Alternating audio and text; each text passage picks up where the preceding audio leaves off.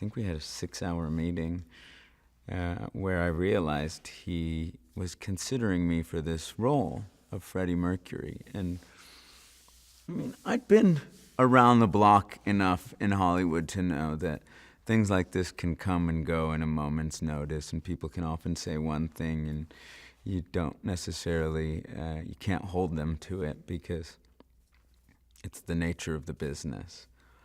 But as the conversation went on, I could just tell how passionate he was about it, and I think he knew that I appreciated the music, and of course, as an actor, was chomping at the bit.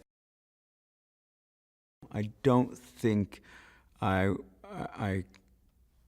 completely understood just how massive he is to so many people across the world.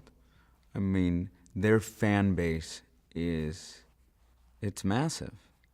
He's beloved by so many different people in so many countries. It traces the band from their very humble beginnings to absolute rock star stardom, and you get to see how that all came to be, in particular Freddie Mercury's story. There are so many different faces of Freddie Mercury, and I don't think one is more true than the other, but he himself says, I can be real lonely sometimes, and I can also be the showman that everybody sees me. And he's also on this search for how he identifies sexually, and the search for love. And so, many of the scenes you'll find him in when he is alone is him grappling with this, and also him grappling with that in terms of his lyrics and the music. And I think that's what will allow these songs to resonate even more than they do, is to get this background of what he may have been going through or the questions he was trying to answer.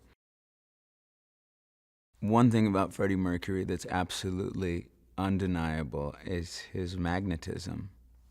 And when he was, just able to access what he knows he's capable of, and it is that meeting of standing on stage in front, holding that half mic, or sitting down by the piano, that I think brings out something in him that is like no other. And I would say that he feels capable of anything. And I think what is magical about him is there is this exchange with everyone in the audience where he allows that person to feel the same thing as well. He just can reach you almost as if you're the only person in the room, no matter where you are watching that stage from any row, hitting everyone all the way at the back of the room. And it's that exchange that I think makes him one of the most unique and remarkable and revolutionary artists of our time or any time. It's tricky when you set out to play Freddie Mercury. You think, how am I ever going to fill those shoes? And I tried to attack it from the way I would any other role. Whereas if you remove what he could do on stage and his ability to sing and play piano and a myriad of other instruments, there was a man, a very complicated man at the center who was trying to discover his identity, and that was a way in. That was something I knew how to tackle. She was the closest person to him in his life for the majority of, since he met her, essentially, and someone he could implicitly trust and relied on, and whom he wrote the song "Love of My Life" about. Gwilym Lee playing Brian May could not be a more perfect version. I remember hearing him at the table read and looking over it and having this kind of frightened feeling that it was Brian May.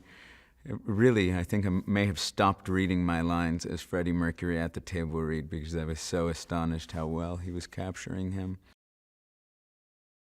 Ben Hardy, just did a phenomenal job about of getting to the essence of Roger and finding that playful side and that rueful side, and also someone who was very passionate about his work.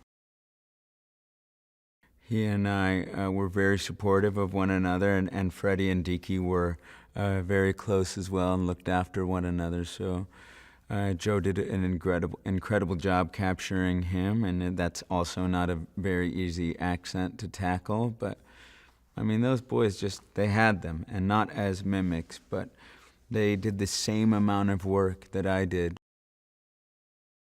Lucy Boynton captured Mary, I think, as well as anyone could. The perfect confidant, the one Freddie could trust wholeheartedly, and the one who was reassuring and could give him the advice and confidence he needed. But more than that, just be a human being who could stand her ground and say what she needed to say at the moment, in the moment it was needed, and be not just there to support, but let Freddie know the truth.